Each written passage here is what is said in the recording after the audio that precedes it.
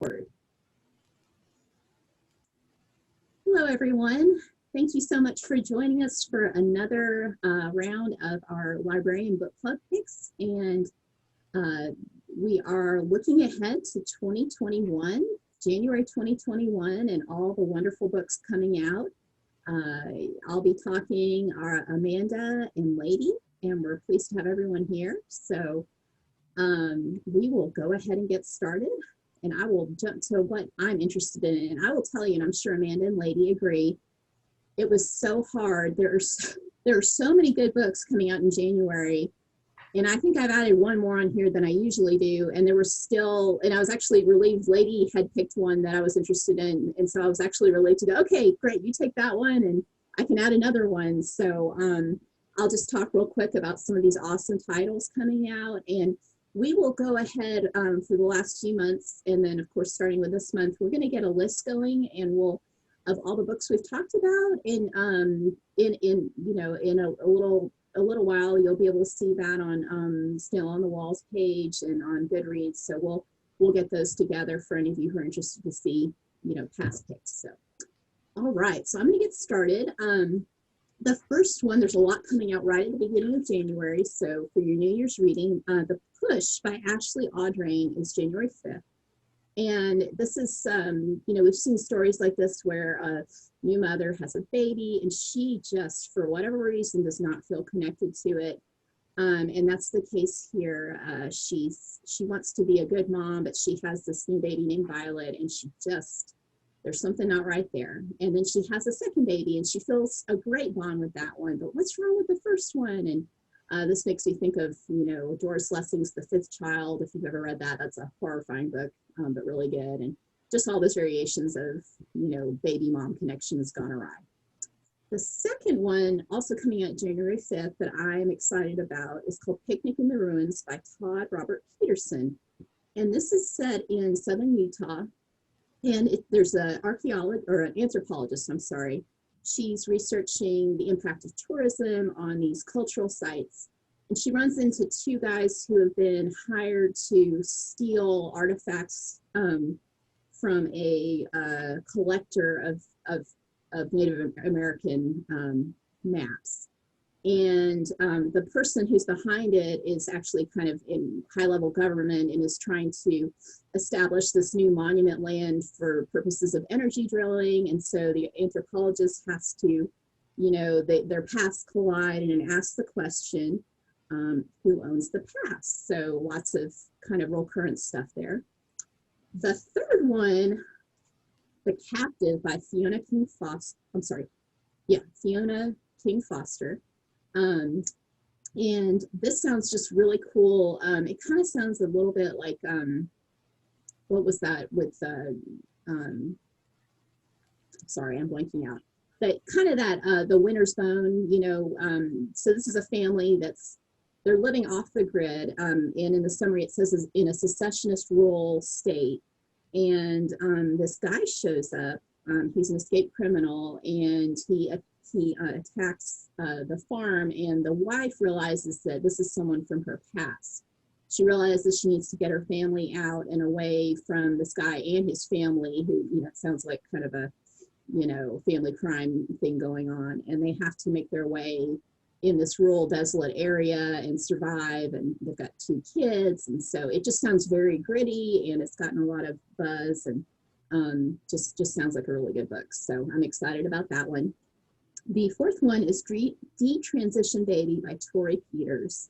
Also comes out January 12th. I'm already seeing it on lots of to-read lists. And it's about three women who, some are transgender, some are cisgender, and they their lives collide. One of them is pregnant, and just trying to figure out their relationships and how they can build a family even with all these sort of changes happening. And it just sounds like a fascinating look at family and relationships. So I'm excited to read that. The next one is At the Edge of the Hate by Catherine Seligman, comes out January 19th. And this also kind of just real relevant, really good relevant story. It's about a young woman who's 20, she's homeless, living in San Francisco.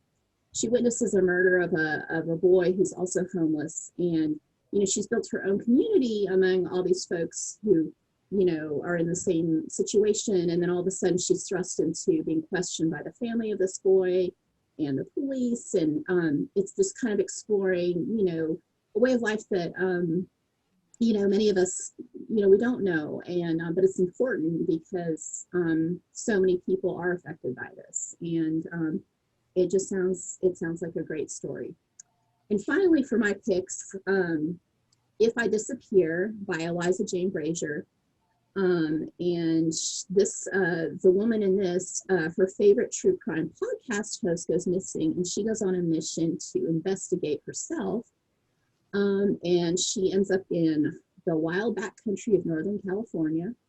The clues lead her to this isolated ranch. So none of this sounds good or smart, and yet she persists and figure out what's going on.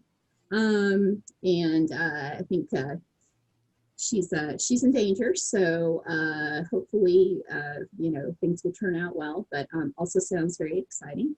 So those are some of the many books I am so excited about that are coming out, and I will let Amanda talk next about her books she's looking forward to. All right, thank you, Annie. And I have to say, those were some really great covers for your selections, especially the push. That was really cool. I agree. All right. So for my nonfiction picks in January, the first two are both memoirs coming out on January 12th, and they both have interesting structures. So the first one is Aftershocks by Nadia Owusu, and this is a memoir about identity, belonging, and family secrets. So she has an Armenian mother and a Ghanaian father. Her mother leaves when she's very young, and her father works for the United Nations, so they move around a lot. So that's where that idea of identity and belonging come into play. But then he dies when she's just 13, and she's then raised by a very difficult stepmom and uncovers family secrets in that process. But she uses the idea of earthquakes and aftershocks to frame her story. So that sounds really interesting. The second one is called Dog Flowers by Danielle Geller. The author of this one is a librarian and an archivist. So her mother dies from alcohol withdrawal. So she goes back home to the Navajo reservation to find out more about her mother and her family. And since she's an archivist, she finds all of these documents of her mother's, and so she's blending this narrative structure with these archival records that she found. Very interesting concept. I'm excited to read that one as well. Okay, the next one is A Swim in a Pond in the Rain by George Saunders. This one comes out on January 12th. George Saunders, of course, short story master, and also the author of Lincoln and the Bardo, which is very good. He actually teaches a Russian short story class to MFA students at Syracuse University, and this book is actually like a condensed version of that class. So it's essays using Russian short stories to talk about how fiction works and why. Very interesting. So it's a good option for fiction readers to get into some nonfiction. All right, the next one is The Doctor's Black Whale by Janice Nimura. This one comes out on January 19th. A good option for history fans. This one is about Elizabeth and Emily Blackwell. Elizabeth was the first woman in America to receive an MD, and then Emily followed soon after that. So these are sisters, of course. And they founded the first hospital staffed entirely by women. They also started a women's medical college. And Elizabeth is more well known because she was the first, but really Emily had the passion for it. So this is the story of both of them and their role in pioneering women in medicine. All right, last one is Let Me Tell You What I Mean by Joan Didion. This one comes out January 26th. And Joan Didion fans, this one is great for you guys. It's a collection of 12 essays, and it's primarily from her earlier work. You'll find essays about politics in California And I've seen really good reviews about her essay on writing itself. Sounds very cool. So excited about it. Those are my choices for January.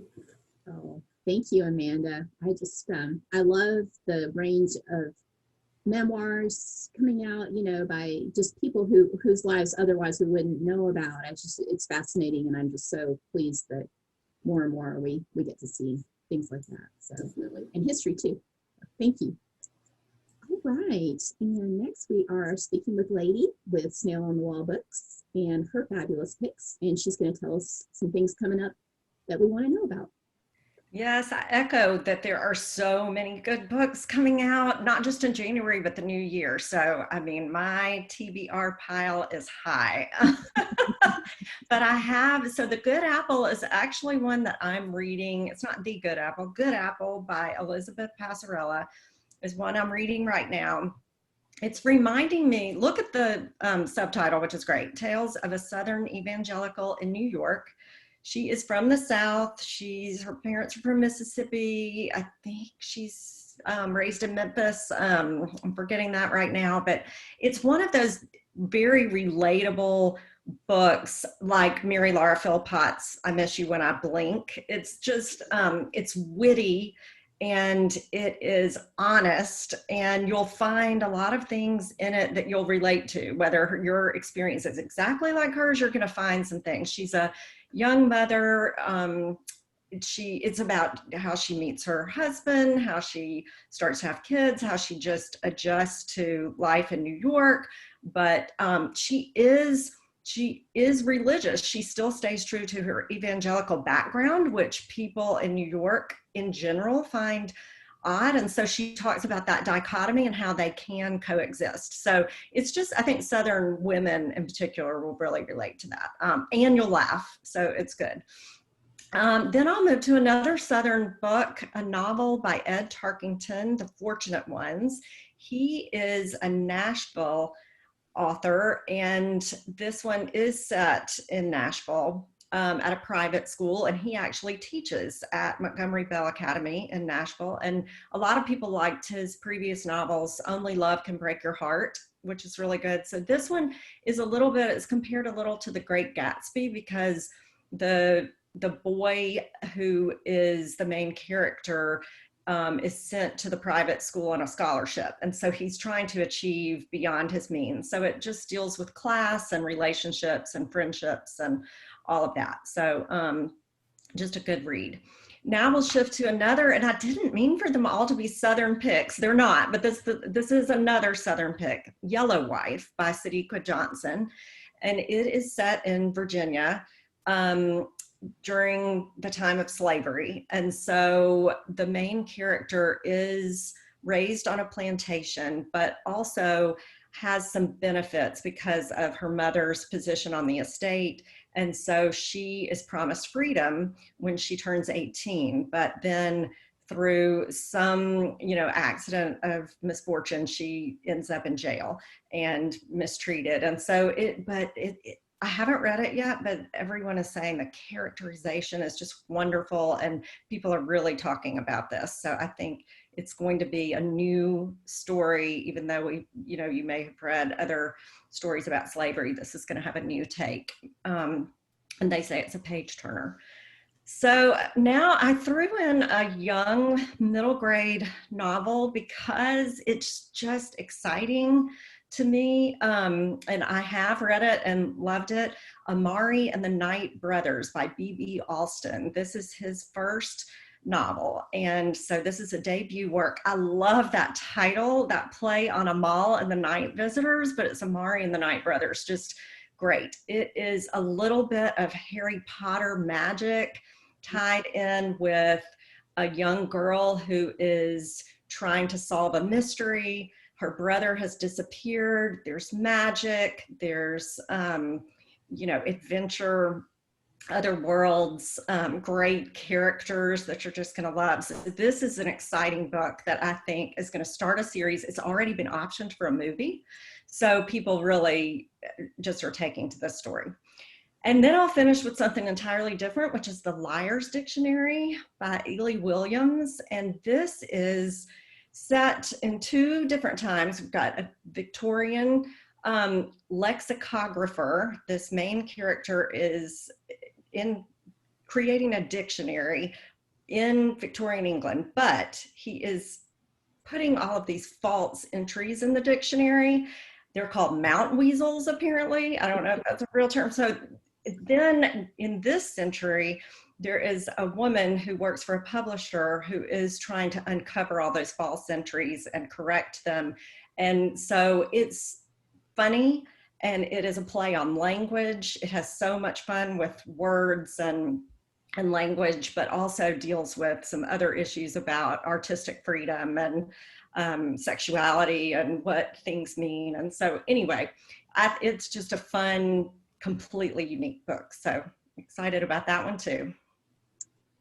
Great, thank you so much. This just, yeah, my to be read just keeps going up. I'm very excited, and these all have just gorgeous covers too. This is just super exciting. So thank you. And now we will go on to our mutual, everyone wanted to see it pick. We're all excited about this. This will be our January Librarian Book Club pick, The Wife Upstairs by Rachel Hawkins. Comes out January 5th. And Rachel Hawkins actually is from Dothan, went to Auburn. This book is set in Birmingham in a fictional, I think it's called Thornfield Estates. My money is she's basing it off Mountain Brook, possibly. And the character in it, it's a Southern Gothic. It's kind of a modern day Jane Eyre. The main character is a dog walker and sort of becomes, you know, intertwined with the neighborhood and a particular house. And I think this book is already blowing up, and it's going to be an exciting read. And Lady, you've got some cool stuff to share about this as well, so I'll let you have a word. Yes. Well, we're having a virtual event with Rachel Hawkins on January 7th, Thursday night, 6 o'clock Central.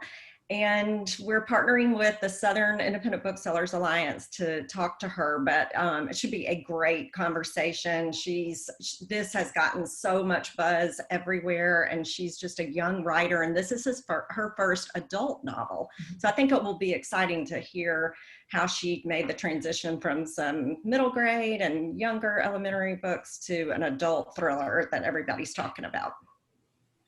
That is wonderful. So make sure to tune in on January the 7th. Yes, I will say it's free, but you do need to register. So you can register on my website, snailonthewall.com. Perfect. Thank you. Yeah, we won't want to miss this. And I think for those who have read her young adult, I believe Hex Hall, I think, is one of the series that she wrote. So some of you may recognize some of her other books. So lots of great reading in 2021, and we will of course be broadcasting again later in January for our February picks, and still more wonderful books to come. We've already all said we've got just stuff down the pipeline. So so Amanda and Lady, thank you so much, and to everyone, Happy New Year, happy 2021, happy reading, and we'll see you again next month. Thank you. Bye-bye. Bye.